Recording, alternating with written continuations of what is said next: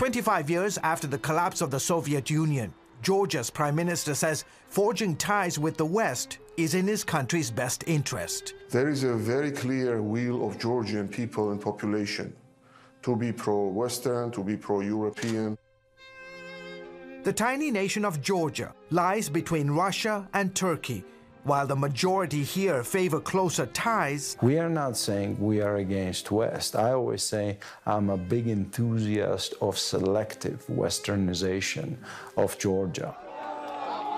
Many like Levan Vazadze insist the opening must not happen at the expense of Georgia's faith and family values. We'll take all the productive, progressive things from you, but we'll throw in garbage all the nonsense. And unfortunately, in this particular case, this means your current pseudo-moral standards need to stay outside of Georgia. Vazadze is a prominent Georgian businessman and pro-family advocate.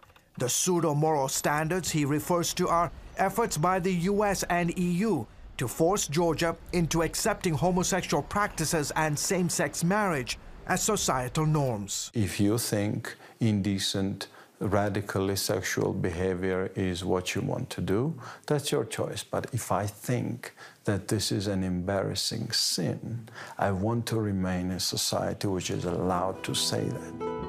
Much to his dismay, the Georgian parliament, under pressure from the European Union and with help from international pro-gay groups, passed a controversial law in 2014 making it illegal to discriminate against people on the basis of their sexual orientation. Vazadze says the decision amounted to the legalization of homosexuality in Georgia. You say this law is part of an international agenda. What is that agenda? To destroy a family. I believe the front line of this war is in every living room and in every bedroom, where your wife and my wife, our children, sleep. The front line is now spreading to Georgian classrooms, with children as young as 8 being taught gender theory.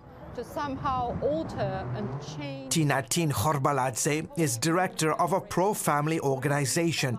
She says the aim is simple yet alarming. To change the thinking of the children, to be open and to accept the things that still my generation and elder generation consider to be not really acceptable. Georgia is deeply conservative. More than 80% of the population here say they belong to the Orthodox Church, and polls show a majority side with the Church in opposing anything other than traditional heterosexual relationships. We feel the responsibility for the future of this country, for the future of our children and next generation. But not everyone agrees with the Church's stance on marriage. Some human rights groups have labeled this country one of the most homophobic nations in the world. Are you afraid for your life? As for me personally, yes, because my life is in danger in Georgia, and not just because of my sexual orientation, but because of my professional activities as well. Georgi Tatashvili is transgender. He rarely gives interviews, but agreed to meet with CBN News at an undisclosed location in the capital. He is a lawyer for the LGBT community and says he has paid a price for it. They've arrested you, they've beaten you. Yes, many times I was beaten by policemen, ordinary citizens, and in general from many people.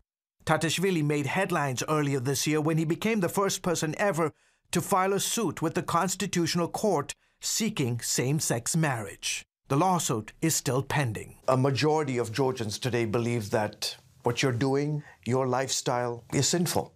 And they say that you are destroying their country. I think that this is the case, and I'm not surprised people feel this way. The principles of secularism are practically violated in Georgia. The Orthodox Church puts so much pressure on the society to make sure Georgian human rights are not extended to include LGBT people. Meanwhile, Levan Vazadze worries the pressure to become more accepting of homosexuality in Georgia will only intensify following last year's controversial Supreme Court decision legalizing same-sex marriage in America. He bemoans the fact that since the ruling, many in America are too afraid to speak out against homosexuality. You can no longer freely express your opinion about what's shameful and what is disgraceful. and you are crucified for that. The whole concept of sin is being abolished. Where is it? The metamorphosis in English language is staggering. I studied it since I was a child, and I remember that shame meant shame. In modern English, when someone says it's a shame, he or she means it's a pity. So we see a gutting of the concept of shame. Vazadze is praying Georgia never reaches that point. He's urging his fellow countrymen to be bold in proclaiming the truth in love. Is it your opinion that the church in Georgia, Christians in Georgia like yourself, are in the end going to determine the future of your country? What else? Of course. That's it. Nothing else. George Thomas, CBN News in Tbilisi, the Republic of Georgia.